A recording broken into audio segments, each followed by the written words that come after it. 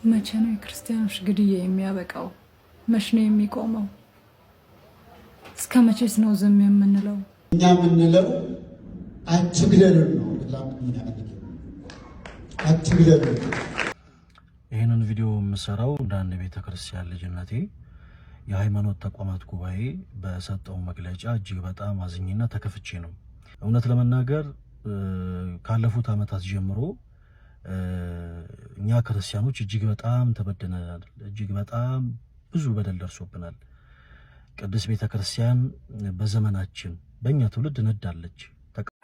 አንተ ነበርክ በኔ ወንበር ዝጋ ተቀምጠ መናገር የነበረባችሁ አንተ ነበርክ። በነገራችን እንዴት አላችሁ? እግዚአብሔር የተመሰገነ ይሁን። ወቅታዊ በሆነ ጉዳይ ተመልሻለሁ። እንግዲህ የምንመለከተው ዛሬ የሃይማኖት ተቋሙ ያወጣው መግለጫ ተከትሎ በርካታ ኦርቶዶክሳውያን ድምጻቸውን እያሰሙ ይገኛል። የኦርቶዶክሳውያን መከራ፣ ሞታቸው መደበቅ የለበትም የሚሉ ነገሮች አሉ። እነዚህን በስፋት አስቃኛቸዋለሁ። አንድ ብፁዕ ሊቀ ጳጳስም ስለ ኦርቶዶክሳውያን ተናግረዋል። እንዲሁም ደግሞ እንግዲህ በአርሲ በተደረገው ግድያ ላይ በፍጥረት መግለጫ የሰጡት ብፁዕ አቡነ ሄኖክ አንድ ጥቅስ የመጽሐፈ ኢዮብ ምዕራፍ 6 ቁጥር 4 ላይ ያለ አንድ ጥቅስ አስቀምጠዋል። በተለይ ከመግለጫው ከተሰጠ በኋላ ያንን አስቃኛቸዋለሁ። እንዲሁም ደግሞ ዘማሪ ቴዎድሮስ እንግዲህ ተቃውሞ ገጥሞታል። ያ የገጠመው ተቃውሞ ምንድነው የሚለውንና እንግዲህ አባቶችን ትሳደባላችሁ ለሚሉም አንድ መምህር ጥሩ አድርገው ምላሽ ሰጥቷል። እነዚህን አስቃኛቸዋለሁ። እስከ ፍጻሜው አብራችሁን ቆዩ። ላይክ ማድረጋችሁ እንዳትረሱ። በኮሜንት ሴክሽን ላይ ፍትህ ለኦርቶዶክሳውያን ማለታችሁንም እንዳትዘነጉ። እስቲ ወንድሞቻችን በሃይማኖት ተቋም መግለጫ ላይ ያነሱትን ነገር እንመልከት። የኢትዮጵያ ሃይማኖት ጉባኤ አጠናው ባለው መሰረት እምነትን ቤዝ ያደረገ ጥቃት አልነበረም የሚል ነገር ነው ይዞ የመጣው። እኔ ሙሉ ሪፖርቱ እስኪወጣ ድረስ መጠበቅ እፈልጋለሁ። ግን አባገዳም ተገለዋል ነው እየተባለ ያለው፣ ወይም ተጠቅተዋል ነው እየተባለ ያለው። አባገዳም ሞቶ ነው ጃዋር ሰላም የሰጠን? አባገዳም ሞቶ ነው በሰላም ገብተን እየወጣን ያለ ነው? ጃዋር ኦሜን ኦኤንን ኦቢኤስ በሰላም ተኝተው ውለው ያደሩት እንደዚህ ነው እያላችሁ ያላችሁ ማለት ሲሪየስ ብንሆንስ አንዳንድ ነገር የመጨረሻ ሪፖርት ላይ እናወጣለን ብላችኋል። የትኛው አባገዳ ነው የተገደለው? የትኛው አባገዳ ነው የተጠቃው? በሽታችንን ከደበቀን መድኃኒት አናገኝም፣ ፈውስ አይሆንልንም።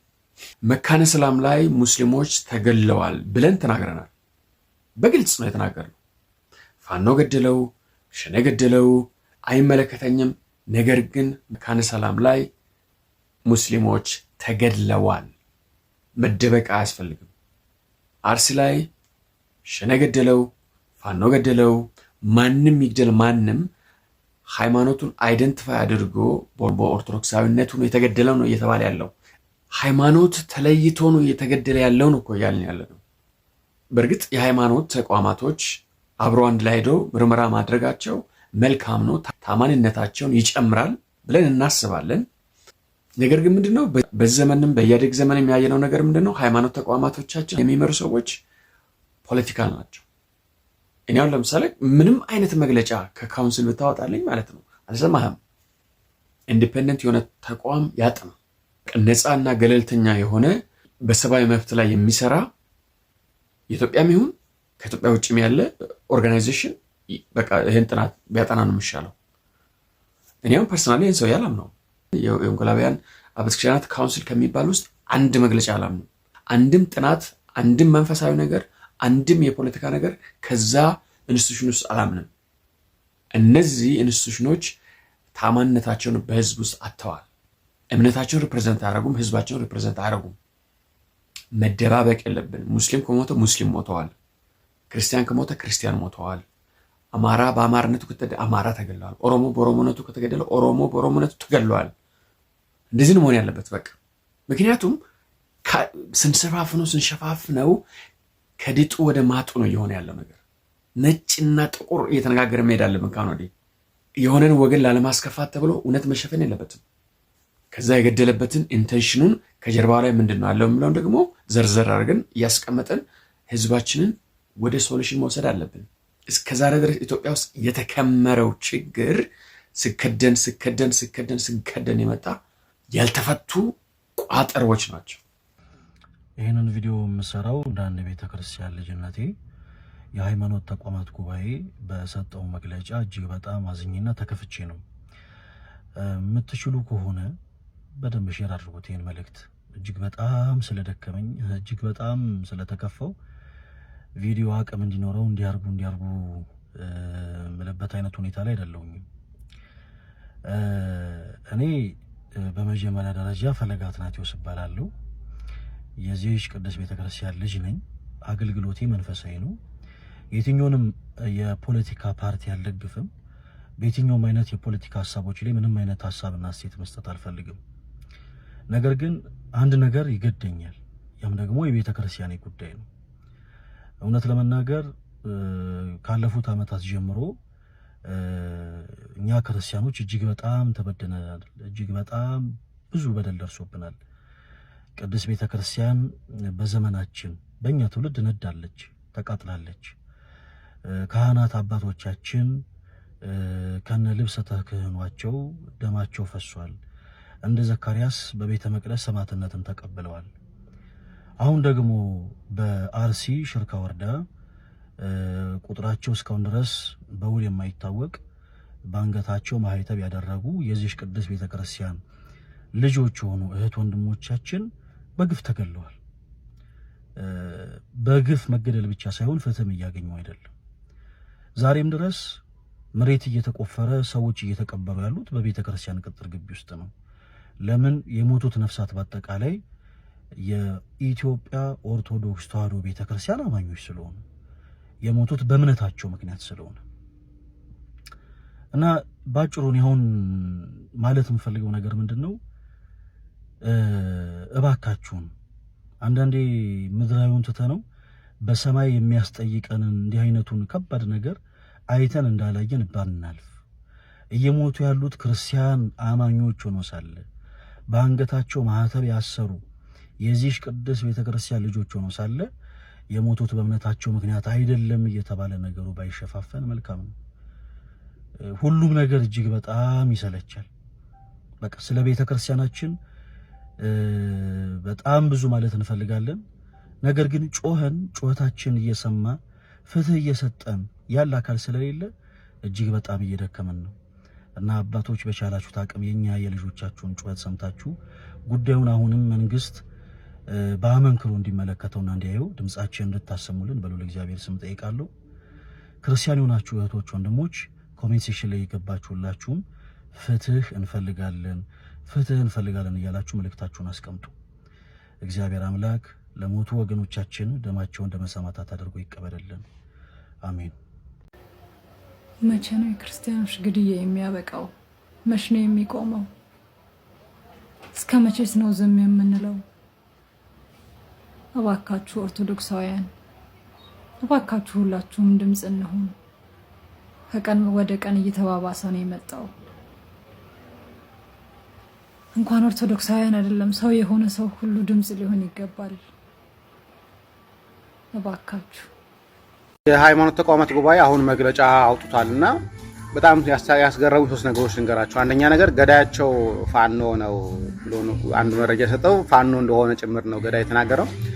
ሁለተኛ ሟቾቹ ኦርቶዶክሳውያን ብቻ አይደሉም ብሎ መግለጫ አውጥቷል። ሶስተኛ ደግሞ ጥቃቱ የተፈጸመው ሃይማኖታዊ ሳይሆን እንዲሁ ሌላ አጀንዳ ያለው ጉዳይ አድርጎ ቀሲስ ታጋይ መግለጫ አውጥቷልና የምንጠብቀው መግለጫ ነው። በእውነት ከልብ እናመሰግናለን። ቴንኪዩ ብለናል። እሺ እንግዲህ እንደተከታተላችሁት ነው። ሁሉም የራሱን ሐሳብ አስቀምጧል። በእውነት ወንድማችንም ጥሩ አድርጎ ፈለገ ማስቀምጦታል። እንግዲህ የኦሮሚያ አባገዳዎችም እዚህ ውስጥ አሉበት ለሚለው ነገር ደግሞ እስካሁን ሰላም እንሆን ነበረው የሚሉ ነገሮችን በስፋት ተነስተዋል። ለምን የኦርቶዶክሳውያኑን መከራ፣ የኦርቶዶክሳውያኑን ስቃይ፣ የኦርቶዶክሳውያኑን ሞት ለመደበቅ እንግዲህ የሞተ ሰው እንዳለ ካየን በየዕለቱ በየቀኑ የምንመለከተው ኦርቶዶክሳውያን እየተገደሉ እንደሆነ ነው። እንግዲህ ይህንን ነገር መንግስት ትኩረት እንዲሰጥበት እኮ ነው። አሁን እናንተ ሄደው ማጣራታቸውን የምንድነው መፍትሄው ብዬ ያሰብኩት ሄደው ያጣራሉ፣ እውነታውን ይዘው ይመጣሉ። እንግዲህ ያለውን ነገር ሲነገር መንግስት በዚህ ጋር ገብቶ ትኩረት ሰጥቶ የህዝቡን ደህንነት ይጠብቃል፣ ያስጠብቃል የሚሉ ነገሮች እንዲከሰቱ ነው እንጂ እናንተ ሄዳችሁ አጣርታችሁ መጣችሁ እኮ ሌላ ታሪክ አይደለም። ኦርቶዶክሳውያን እንደሚገደሉ አዎ ይታወቃል። የእናንተ ሄደው መምጣት በእኔ እሳቤ መንግስት ትኩረት ሰጥቶት ነገሩን ለሚመለከተው አካል በመዋቅር ደረጃ ስላላችሁ ለሚመለከተው አካል ያንን ነገር አሳውቃችሁ ያ የሚመለከተው አካል እዛ ቦታ ላይ ከፍተኛ የሆነ ጥበቃ እንዲያደርግ የሚያስችል ነገር እንዲሰራ ነው። ይህን ለምን እንዳስፈለገ አላቅም። ግን በጣም አንድ ጽሁፍ በመስከረም ጌታቸውን ታቋታላችሁ ይቺ ጋዜጠኛ በፌስቡክ ገጹ አንድ ነገር አስፍራለች እና እስቲ ላንብብላችሁ፣ ተከታተሉኝ። ቤተ ክህነቱ ወይ አባቶች ከፊት ወጥተው ይጩሁ የምንለው ለዚህ ነበር፣ ባለቤቱ ያቀለለው ሞት ይላል። በ2 ዓመት ውስጥ ከ150 በላይ ኦርቶዶክሳውያን በአንድ ወረዳ ብቻ መገደላቸውን ያልሰማው የሃይማኖት ተቋም። ጥናቱ የተካሄደው ችግሩን ለይቶ መፍትሄ ለማምጣት ወይስ ሃይማኖትን ለመለየት? የኢትዮጵያ ሃይማኖት ተቋማት ሪፖርት ስጠብቀው ነበር ይላል። የጠበቅኩት ግን ከዚህ በፊት ከነበረው በተለየ ደፈር ብሎ የኦርቶዶክሳውያንን መከራ ተሰምቶት ይጮሃል ብዬ አይደለም። የሃይማኖት አባቶች የያዘ ተቋም እንደመሆኑ እውነት ይመራዋል፣ ፍትሐዊነትም ይገልጠዋል ብለን የምንመኘው ቢሆንም ፖለቲካል ኮሬክትነስን የሚያስጨንቀው ተቋም እንደሆነ ይታወቃል። የጠበቅኩት የሰሞኑ የአርሲ ግድያ በተከታታይ ቀናት የሆነ የሩቅ ሳይሆን የዕለት ነበርና መረጃ ተሰወረብኝ ማለት አይችልም። ወይም ደግሞ እድሜ ለቴክኖሎጂ በምስል አስደግፎ መረጃ ይሰጠናል፣ ጥናቱንም መሳሳት አይችልም ከማለት ነበር። እኛ የጥናቱን ቀን አጠረ፣ ለዓመታት የደረሰ በደል ከሳምንት በታች ባለ እድሜ የችግሩን መነሻ መጠንና መፍትሄ እንዴት ያሳያል ስንል የመጀመሪያ ነው ተባለ። እሺ እንደ መነሻ ከሆነ እሳት ለማጥፋት እንኳን ቢያንስ የደረሰውን መከራ ሳይፈራ በቁጥርና በአይነት ይመሰክራል ሲባል የአንድ ሃይማኖት ወይም የአንድ ብሔር አለመሆኑን ደርሼበታለሁ አለ። ይገርማል። የማህበራዊ ሚዲያ ጫና ሲበረታ እንቅፋት እስኪመታችሁ ላጠና ነው ብላችሁ የሮጣችሁት ለዚህ ነበር። ይሁን አስቀድሞ በነበሩ መረጃዎች እንደሰማነው የሌላ ቤተ እምነት ተከታዮችም ተገድለዋል። እኛ ኦርቶዶክሳውያን ጥያቄያችን ግን ይህ ነበር። ሌሎች ስለተገደሉ እናዝናለን፣ እንቃወማለን። ነገር ግን የኦርቶዶክሳውያን ሞት በንጽጽር የሚገለጽ ሳይሆን ተመርጠው በማህተባቸው ተለይተው የሞቱ ናቸው። ይህ በቤተ ክርስቲያን መዋቅር በአገረ ስብከቱ በኩል በሰበካ ጉባኤ የቀደመ ዓመታዊ ሪፖርቶችም የተገለጸ ነው። ዛሬም እዛው ያሉ ምዕመናን የሚናገሩት ይህንኑ ነው። ይህንን ደፍራችሁ መናገር ለምን አቃታችሁ? ብትናገሩስ የምታስከፉት ማንን ነው? ሁለተኛ እነሱ ሃይማኖት ለይተው አልገደሉም ብላችሁ የገዳዮቹን ኃጢአት ለማቅለል ምን አስጨነቃችሁ? ቁጥር ንጽጽር ከጀመራችሁ አይቀርስ ቢያንስ ኦርቶዶክሳውያን በብዛት ያለማቋረጥ እየተገደሉና እየተሰደዱ ስለመሆኑስ ለምን አልገለጻችሁም? ይህ ጥናት ተብዬ ፕሮፓጋንዳ ድረታ በመናገራችሁስ በእርግጥ ማንን ነው የምትጠቅሙት? መንግስትን? አይመስለኝም። የኛውንስ ሃይማኖት ተከታይ ለመጥቀም ነው? እንጃ። ማንም ሰው የተባለ በዚህ ስራችሁ አይጠቀምም። ስለዚህ ዝም በሉ። እንደለመዳችሁት አንድ የሸራተን አንድ የሆነ ቅንጡ ሆቴል እየፈለጋችሁ ስብሰባና ስልጠና እያላችሁ ተገባበዙ። ለዚህ ሁሉ በር ከፋችሁ አሁንም የኛው ቤት መሆኑን አይረሳ። ደግሞ አብረው ለመግለጫ የሚቀመጡት ነገርስ የሚል ነገር በይፋዊ የፌስቡክ ገጿ መስከረም ጌታቸው አስቀምጣለች ማለት ነው።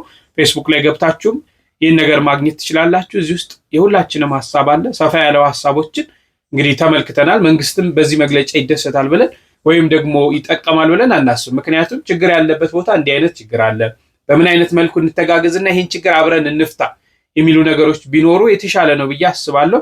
እንግዲህ እግዚአብሔር አምላክ ይታረቀን ከማለት ውጭ ምንም ማለት አይቻልም፣ ወደሱ ከመጸለይ ውጭ ማለት ነው። እሺ ሁለት ነገሮችን አስቃኛችኋለሁ። በቅድሚያ እንግዲህ ዘማሪ የምናውቀው ሁላችንም የምንወደው ዘማሪ ሊቀ መዘምራን ቴዎድሮስ ምንድን የገጠመው ምን አይነት ተቃውሞ ነው የተነሳበት የሚለውን እንመልከትና ከዛ በኋላ በርካቶች እናንተ አባቶችን ትሳደባላችሁ የሚሉ ነገሮችን በሱ ያነሷል። ይህን ሐሳብ ለዚህ ምላሾችን እናያለን። እና 20 ሳንቲም 10 እና 5000 ፎሎወር ለማግኘት አባቶች 10 ቀን በኋላ ደግሞ ሊቃነ ጳጳሳትን የምትሳደቡ ሆናችሁ አባቶቻችሁን የምትሳደቡ አገልጋዮችን የምትሳደቡ ሆናችሁ ፈረንጅ እዚህ ፌር ይላል። ፌር ነው። ሙፍቲን ባቻቸውን የሚያከብሩ ስል በደንብ ተረዱኝ። አሁን በቅርብ አንድ አባት የእስልምና እምነት ተከታይ አባት አረፉና እሳቸው በማረፋቸው እኔም አንዱ ሀዘንተኛ ነበርኩ። ምክንያቱም ደግ ሰው ስለነበሩ አንደበታቸው ጣፋጭ ስለነበረ እኛ ኦርቶዶክሳውያን ሁላችንም በየድህረ ገጻችን ላይ አባታችን ሀጂ ሙፍቲን ነፍስ ይማርልን ብለን ብዙዎቻችን ፖስት አድርገናል አይደል? ተሳስቻለሁ። ከ10 ቀን በኋላ ደግሞ ሊቃነ ጳጳሳትን የምትሳደቡ ሆናችሁ አባቶቻችሁን የምትሳደቡ አገልጋዮችን የምትሳደቡ ሆናችሁና እንደው ፈረንጅ እዚህ ፌር ይላል። ፌር ነው። ሙፍቲን ባከበርንበት አንደበታችን ኦርቶዶክሳዊነት ባለማህተቦቹ አባቶቻችንን ደግሞ የምንሰድብ ሆንን። ይኸውላችሁ ወገኖቼ እኔ ብዙ ንግግር አልወድም። ነገር ግን በእንቁም ይሁን በእብነበረድም ይሁን በወርቅም ይሁን ቤተክርስቲያን ከታነጸ በኋላ ቤተክርስቲያን የሚያሰኟት ሊቃነ ጳጳሳት ናቸው። ተሳስቻለሁ? አጨብጭቡና ገለጹ። አይደሉም ናቸው? እባካችሁ እኔ ከዚህ በኋላ ላልናገር እችላለሁ ወይ ድጋሚ ላታገኙ ትችላላችሁ። ከልቤ ነው የምላችሁ፣ አባቶቻችሁን አክብሩ። ነገ ሙፍቲ ተነስተው ህንፃ ቤተክርስቲያን አያሳንሱልህም። ነገ ሙፍቲ ተነስተው ቤተክርስቲያን አይባርኩልህም። ይኸው እየሞትን እየተገደልን እንደሆነ እውነት ነው። ይሄ የሚታይ ምድር ላይ ያለ እውነት ነው። ነገር ግን የተረፍነውንም ሁሉ ለማገልገል አባቶች ያስፈልጋሉ፣ አገልጋዮች ያስፈልጋሉ። በጣም ጥንቃቄ ያስፈልጋል። ትናንትና እንደ ማህበራዊ ሚዲያ ነበረ ከኦርቶዶክስ ቤተክርስቲያን ከኢትዮጵያ ኦርቶዶክስ ተዋሕዶ ቤተክርስቲያን ወደ ኢትዮጵያ ኦርቶዶክስ ተዋሕዶ ቤተክርስቲያን ከሌላ እምነት የመጣ ሰው ብዙ ነገር ይናገራል። አባቶቻችሁ እንዲያደርገው በእናንተ ዘመን እንዲሆኑ በእናንተ ዘመን ሞት ሆኖ በእናንተ ዘመን ቃጠሎ ሊሆን ይችላል። አዎ ግን ቢያንስ ትላንት የተጠመቀው እንኳን ጸበሉ እንኳን ከላው ላይ ሳደርግ አባቶችን የሚተች 5 ሳንቲም እና 20 ሳንቲም 10 እና 5000 ፎሎወር ለማግኘት አባቶቻችሁን የምትሰድቡ የምትነቅፉ ለጊዜው ትንሽ ፊት ስላላችሁ በእውነቴ ነው የምላችሁ። እኔ ንግግር አልወድም። ለትንሽ ሳንቲም ለ5000 ለ10000 ፎሎወር ብላችሁ አባቶቻችሁን ክብር ማሰጡ በታሪክ ተወቃሽ ትሆናላችሁ። ቤተክርስቲያንም እያሳጣችሁን ነው፣ አባቶቻችንንም እያሳጣችሁን ባዶ ልታደርጉን ነውና በማህበራዊ ሚዲያ የምትጽፉትን የምትናገሩትን ተጠንቀቁ እባካችሁ። ደግሜ ላለው በወርቅ በእንቁ በእምነበረድ ቤተክርስቲያን በብዙ ወጪ በብዙ ድካም ብናሳንስ መተው በሜሮን የሚያከብሩልን ብፁዓን አበው ሊቃነ ጳጳሳት ናቸው። በፍጹም እንደው በምትወዳ ድንግል ማርያም ካፋችሁ በማጠፋው ድንግል ማርያም ይዣችኋለሁ። አንደበታችሁን ከማህበራዊ ሚዲያ ጠብቁ። ስፔሻሊ ደግሞ አባቶቻችሁን በመንቀፍ ክብር የለም፣ ነገ ያስፈልጉናል። እሺ ወንድሞች፣ ሲበልልታ በጭብጨባ ገለጹ። እንግዲህ እንደሰማችሁት ነው። የትኛው አካል አባቶችን እየሰደበ እንደሆነ ባናገርም፣ ነገር ግን አባቶችን ጥያቄ ማንሳት አባቶችን መስደብ አይሆንም። አባቶቻችን ልጆቻቸው ሲገደሉ ወዴት ናችሁ ብሎ መጠየቅ ስድብ አይደለም። በነገራችን እንደዚህ ብሎ የሚናገሩ ሰዎች አንድ ቀን ስለ ቤተክርስቲያን ጮኸው የማያውቁ ሰዎች ናቸው። በጣም ያሳዝኑት እነሱ ናቸው። አንድ ቀን ስለ ቤተክርስቲያን አፋቸውን ከፍተው የማያውቁ ሰዎች፣ በተመሳሳይ ዜማ መዝሙር የሚያወጡ ሰዎች ናቸው። እንግዲህ ለቤተክርስቲያን እንግዲህ ልቆርቆር ባይ ይሆኑ ልወረድ ባይ ይሆናሉ ሰዎች። አባቶቻችን ልጆቻቸው ሲገደሉ ዝም ብሏል እንጠይቃለን። ዛሬም ነገም እንጠይቃለን። መጠየቅ ግን ስድብ አይደለም። የአርሱ ሊቀ ጳጳስ ይሄ ሁሉ ምዕመን ሲሞትበት ምን ነው አንድ ደብዳቤም ከመጻፍ አቃተው ብለን እንጠይቃለን። ይሄ ግን ስድብ አይደለም። ስድብ ሆነ ማያውቅም፣ ስድብ ሊሆንም አይችልም፣ ወደፊት ሊሆን አይችልም። አባቶቻችን ሲኖዶስ ምን ነው ዝም አለ? ይሄ ሁሉ ከ300 በላይ አርሲ ላይ ኦርቶዶክሳውያን ተገድለዋል፣ ለምን ዝም አለ እንላለን። ስድብ ሊሆን አይችልም፣ ስድብም አይደለም። ግን ለምን ተናገራችሁ፣ ለምን ጠየቃችሁ እንደ ስድብ የተቆጠረ ከሆነ ነገም እንጠይቃለን፣ ከነገ ወዲያም እንጠይቃለን። ፎጣዬ ደርቋል። የዛኑ ቀን ነጠላ ያደረገው እና ልታሳቅቁን አትሞክሩ። ከዛ በተረፈ ለምንም አይደለም ኦርቶዶክስ የሆን ነው፣ ስለ ዘላለም ነው የሆን ነው። እና ቴዲ ብታስተውል ጥሩ ነው ወንድም። የህዝብ ህመም የቤተ እምነትህ ህመም ካልተሰማ አንተ በእውነት ከስራሃል። እኛ የምንጮው እውነትን እውነት ለማለት ነው። እውነት ለመናገር አባት የለውም አባት አሉ፣ አባት ያልሆኑ አባትም አሉ። ነገራችን ላይ እንዳትረሳ፣ የአባትነት ሚዛን ትልቅ ነው። ይልቁን በዚህ ቅዱስ ቤተክርስቲያን እንደተከታተላችሁት እንግዲህ አባቶችን አትሳደቡ፣ አባቶችን መሳደብ የለባችሁም፣ ትክክል አይደለም፣ ለፎሎወር እና ለሳንቲም ለመልቀም ለላይክ ብላችሁ ይህን አታድርጉ የሚሉ ነገሮችን ነው ሲያነሳ የነበረው። ግን አባቶችን እኔ የተሳደበ አለ ብዬ አላስብም። ልጆች ነን፣ በልጅነት አባቶቻችንን እንጠይቃለን። አባቶችን የተሳደበ አካል ያለም አይመስለኝም፣ የለም እኔም እስከማውቀው ድረስ ማለት ነው። አባቶችን መሳደብ መዘርጠት ትክክል አይደለም፣ እናምናለን። አባቶቻችን ናቸው። ግን ጥያቄዎችን መጠየቅና ዝም አትበሉ ድምፅ ሁኑ ማለት ግን ይቻላል። አባቶችን እንግዲህ ተሳደቡ ለሚሉት ምላሽ አንድ መምህር ይሰጣሉ። ከዛ በፊት በስክሪኑ ላይ እንደምትመለከቱት እንግዲህ ብፁዕ አቡነ ሄኖክ ሊቀ ጳጳስ የደቡብ አፍሪካ ሀገረ ስብከት ሊቀ ጳጳስ ናቸው። በመጽሐፈ ኢዮብ ምዕራፍ 6 ቁጥር 4 ላይ ያለውን ቃል ጽፈውልን እናገኛለን። ምን ይላል? ትካዜ ምን ነው በተመዘነ ኖሮ፣ መከራዬም ሁሉ ምን ነው በሚዛን ላይ በተደረገ ኖሮ፣ ከባሕር አሸዋ ይልቅ ይከብድ ነበርና ስለዚህ ቃሌ ደፋር ሆኗል ይላል። ምሕረትህ በቶሎ ታገኘን፣ እጅግ ተቸግረናል ብለው አርሲ አድርገው እንግዲህ የማዘን የልብ ምት ያለች ልባችን ማዘኑን የሚገልጽ ነገር አስቀምጧል። እንግዲህ ይህንን ብፁዕነታቸው ያስቀመጡት በደንብ ይገባቸዋል ብዬ አስባለሁ። ከመግለጫው በኋላ ነው። የብፁዕነታቸው ቡራኬ ይድረሰን ለሁላችንም። ብፁዕ አቡነ መቃሪዎስም አንድ ነገር ብለዋል። እሱን በመጨረሻ አስቀኛችኋለሁ። አባቶችን ግን እየተሳደብን እንዳልሆነ በዚህ ተከታተሉ።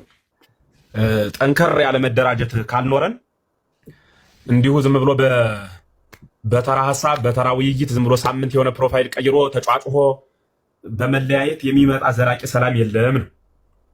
ቅድም ወንድም ቢንያምም ሌሎቹም ሲያነሱ ሰምቻለሁ። ሊቃነ ጳጳሳቱን በተመለከተ እኛ አባት የለንም አላልንም። አባቶቻችን ናቸው። አባትን ትክክል አይደለም ብለን ተሟገት ነው ማለት የስጋ አባታችንን እንዲያብለን ብንሟገተው አንተ አልወለድህንም ብለን ካድ ነው ማለት አይደለም። ለምን ቢባል ጥንቱን አስቀድሞ ወልዶናል። እሱን እየተሟገት ነው ያለነው ስለወለደን ነው። ባይወልደን አንገኝም። አባቶቻችን ብለን ሊቃነ ጳጳሳትን ስንናገር አስቀድመው ወልደውናል። ክርስቲያን የተባልነው በእነሱ በኩል በመጣው የክህነት ሰንሰለት ስለሆነ ለምን ወቀሳችኋቸው፣ ለምን እንዋቀስ አላችኋቸው የሚል ሐሳብ ያላችሁ ሰዎች እንኳን ልቡሳነ ሥጋ የሆኑት ሊቃነ ጳጳሳት ባለቤቱም እኮ ኑ እንዋቀስ ብሏል አይደልበትም? ቤተ ኢሳይያስ እንዋቀሳለን። ካህናት ሲታረዱ፣ ምዕመናን ሲሰደዱ፣ አገሯ የደም ምድር ስትሆን በዕለት የሞት ድምፅ ስንሰማበት አባቶቻችን የት ሄዳችሁ ነው ብለን ጥያቄ ማንሳታችንን የምትጠሉ ወገኖች ካላችሁ ምንም ልናደርግ አንችልም። እናንተም ጠይቁ፣ እኛም እንጠይቃለን። በኋላ ውጤቱን በጋራ አብረን እናያለን። አስመራችሁ እንድታዩልኝ የምፈልገው ጉዳይ ግን አሁን ላይ አጀንዳ ለማስቀየር፣ ታሪክ ለማፍረስ፣ ስርዓት ለመጣስ የሚከለከልና የሚከለክል ማንኛውንም ሰው የምንቀበልበት ጊዜ አይኖረንም ብለን እስከተነሳን ድረስ እንቀጥላለን ነው። የሞኝ ጥቅስ እየጠቀሳችሁ ካልተፈተንማ ምኑን ክርስትና ሆነው መሞት መታረድማ የው አባቶቻችን ያቆዩት ነው እያላችሁ የምትሰብኩ ሰዎች አባቶቻችን የሞቱት አላዊ ንጉሥ ከሃዲ ጳጳስ ተነስቶባቸው ከሌላ ሀገር መጥቶ የአቅማቸውን ሞክረው በወንጌል ሰብከው አቅማቸው ሲደክም ነው ሞትን የተቀበሉት። እንዲሁ ዝም ብለው ቁጭ በል ከዚያ የሆነ ነገር ሲመጣ አባቶች ስለሞቱ እያልኩ ሰብካለሁ የሚባል አይነት አስተምሮ የለም፣ አንቀበልም ነው። ይሄኛውን ሲመጣ ይሄኛውን ብዙ ቀን ተተርጉሟል። ዛሬም ደግመዋለሁ።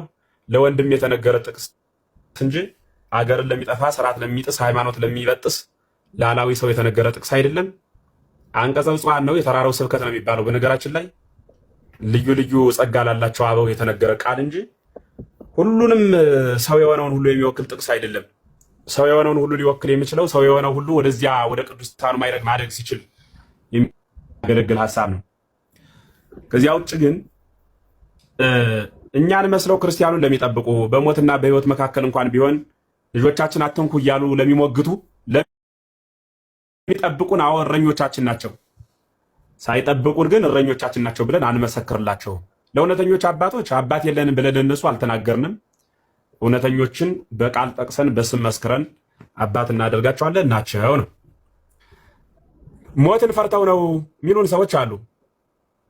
እረኛ እኮ ግብሩ ከሚጠብቀው በፊት መሞት ነው፣ አሊያ እረኝነቱን መልቀቅ ነው። ከበጉ ፈርቶ የሚሮጥ እረኛ ካለ እሱ እረኛ አይደለም፣ እረኛው በጉ ነው ማለት ነው ተገልብጦ። ለምን ትግዚኦ ተንስ እግዚኦ ነው እንጂ ለምን ትተነጉም ብለን ጌታን ነቢያት በቀሰቀሱበት አንደበት አባቶቻችን ለምን ተኛችሁ ተነሱ እንጂ ብለን ተናግረናል።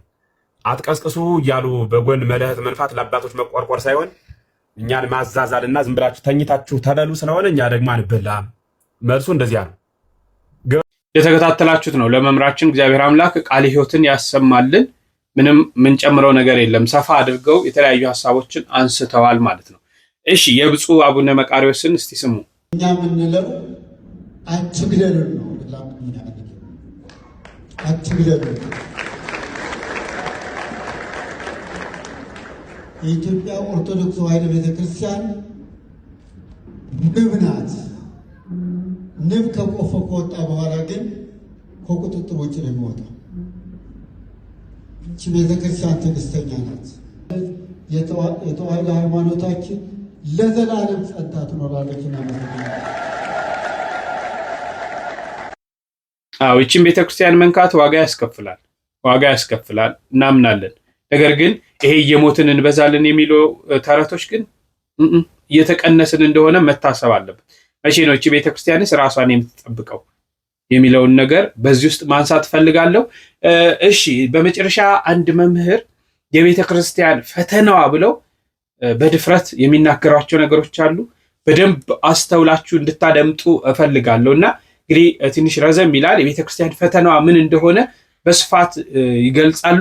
እኔ ከወዲሁ ልሰናበታችሁ፣ ተከታተሉት። ዛሬ በዚህ ቪዲዮ እጅግ በጣም ፈተና ለቤተክርስቲያን አገልግሎት ፈተና መከራ የሆነ ነገር እያየሁኝ አይምሮዬም እየቆሰለ ነፍሴም እየተጨነቀች እጅግ በጣም ወደፊት ወደኋላ ወደ ቀኝ ወደ ግራ የማያስብል ቤተክርስቲያን ቅርቃር ውስጥ የገባችበት ዘመን ስለሆነ በጣም እየተጨነቅኩ ያለበት ነገር ነው።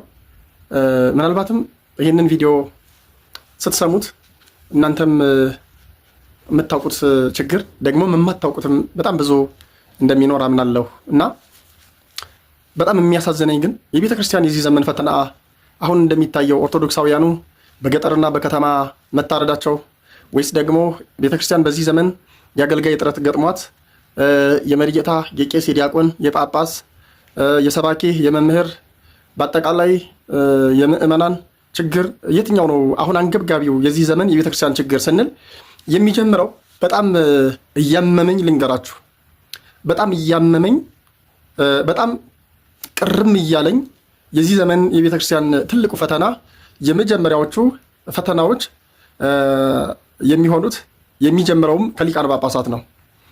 ሊቃነ ጳጳሳት የመጀመሪያዎቹ ሊቃነ ጳጳሳት እንደ ኢትዮጵያ በጣም ጥቂት ሊቃነ ጳጳሳት በነበሩበት ሰዓት እና አቡነ ሚካኤል እና አቡነ ጴጥሮስ በነበሩበት ሰዓት 5-6 ጳጳሳት በነበሩበት ሰዓት ያን ጊዜ መኪናና ቤት ባልነበራቸው ሰዓት ማለት ነው 2 ሊቃነ ጳጳሳት ሰማዕታት አግኝተን ነበረ።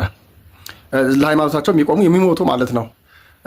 አሁን ላይ የመጀመሪያዎቹ ፈተናዎች ቪኤት የተገዛላቸው በቤተክርስቲያኒቱ በገጠሯም በከተማዋም ቤተክርስቲያን የሚተዳደሩ ሊቃነ ጳጳሳት 4 ኪሎ ያለው የመኖሪያ ቤታቸውና የሚበሉትና የሚጠጡበት የሚተኙበት እና የሚታጠቡበት የሻወር ገንዳ የሚበሩበት የሚከንፉበት የቪኤት ከመዘጋጀቱ የተነሳ የገጠሯንም የከተማዋንም ቤተክርስቲያን አንደኛ ረስተዋታል። ሁለተኛ ከገጠሯ ቤተክርስቲያን የሚመጣላትን ሰሞኑን የሰማችሁት ከየአህጉረ ስብከቱ የመጣው በቢሊየን የሚቆጠር ብር እጃቸው ላይ ይገባል፣ ይከፋፈሉትና ይኖሩበታል። እና ስለዚህ ቪኤቱ እንዳለ ነው።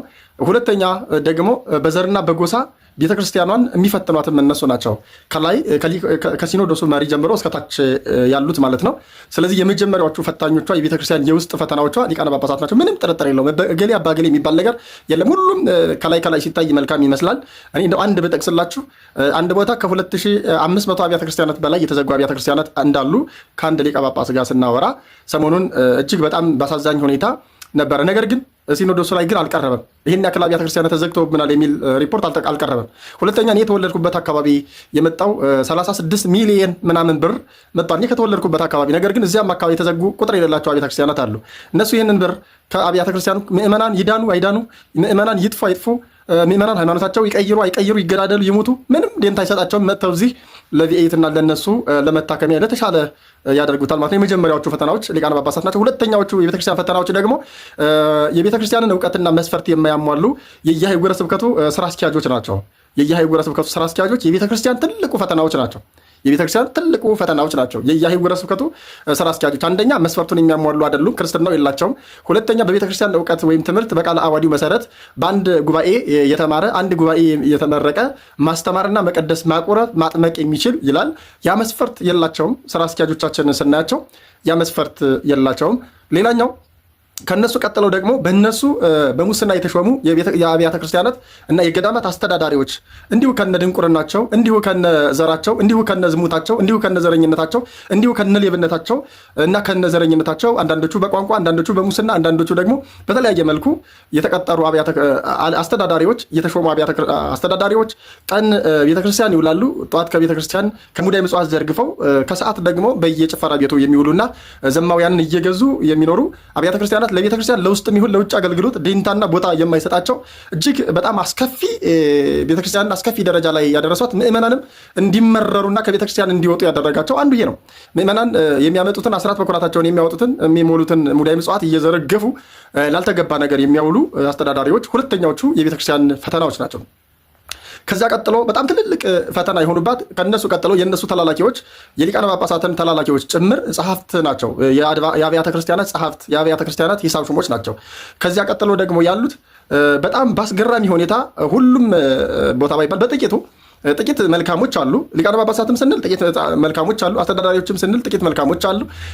ጸሐፊዎችም ጥቂት መልካሞች አሉ። ነገር ግን 95% ሌባና ወንበዴ አጭበርባሪ፣ እንዲሁም ደግሞ 4-5 ሚስት ያላቸው ናቸው። ስለዚህ ቤተክርስቲያንን በጣም ትልቅ ፈተና ውስጥ ጨምረዋት እናገኛታለን ማለት ነው። ቀጥሎ ከነሱ ቀጥሎ የአብያተ ክርስቲያናት የስብከተ ወንጌል ክፍል ኃላፊዎች ናቸው።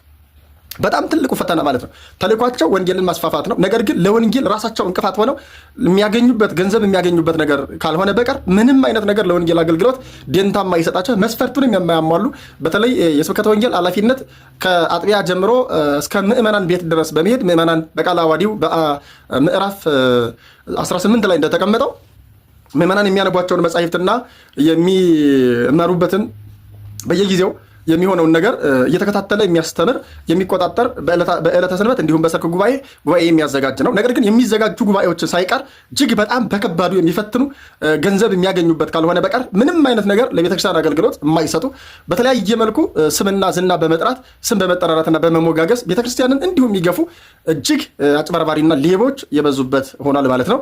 ከዚያ ቀጥሎ ደግሞ እንዲሁ ከየእንትኑ የወጡ ሰባኪያንን በሚል መስፈርት የማያሟሉ የቤተክርስቲያኒቱን ትክክለኛ ነገር የማያሟሉ በየስፍራው እንዲሁ እያጭበረበሩ የሚኖሩ እንዲሁም ደግሞ ደሞዝ ብር ካላዩ በቀር አገልግሎት ማገልገል የማይፈልጉ ብር ካላዩ በቀር አበል ካልተዘጋጀላቸው መኪና ካልተዘጋጀላቸው በቀር አግበል የማያገለግሉ ናቸው። ስለዚህ እነዚህ የመጀመሪያዎቹ ናቸው። ሌላው ደግሞ የንስሐ ልጅን ሰብስበው የንስሐ ልጆቻቸውን ሰብስበው የት ወደቃችሁ የማይሉ እና ወላጆችን ገንዘብ ያላቸው ባለሀብቶች ከሆኑ ወላጆቻቸው ብቻ የሚቆጣጠሩ ገንዘብ ያላቸው ከሆኑ ከነሱ ቤት የማይወጡ ነገር ግን ገንዘብ ከሌላቸው ድሆች ከሆኑ የት ወደቃችሁ የማይባሉ ልጆቻቸው መናፍቃን እየሆኑ ቤተሰቦቻቸው እየተቀየሩ ያሉ በጣም እጅግ አሳዛኝና አስገራሚ ነገር አለ። ስለዚህ ይሄ ሁለተኛ ፈተና ነው። ልጆቻቸውን ይሰበስባሉ፣ ግን ምን እንደሚያስተምሩ እንኳን የማያውቁ መጀመሪያ ቤተክርስቲያን የምታስተምረውን ነገር የማይረዱና የማያውቁ ናቸው። ከዚያ ሰብስበው ደግሞ ጨርሶ የማያውቁት በጣም ብዙ የማያውቁ ነገር አለ። ስለዚህ ይሄ ሁለተኞቹ ፈተናዎች ናቸው። ሌላው የቤተ ክርስቲያን የተሰጠቻቸውን ተልእኮ በአግባቡ የማይወጡ ናቸው እና እነዚህ አሁን ያልኳቸው ወሳኝ የቤተ ክርስቲያን ወቅታዊ ፈተናዎች ናቸውና ዝም ልንል አይገባም። ለብዙ ሰው አድርሶልኝ ይቆየን።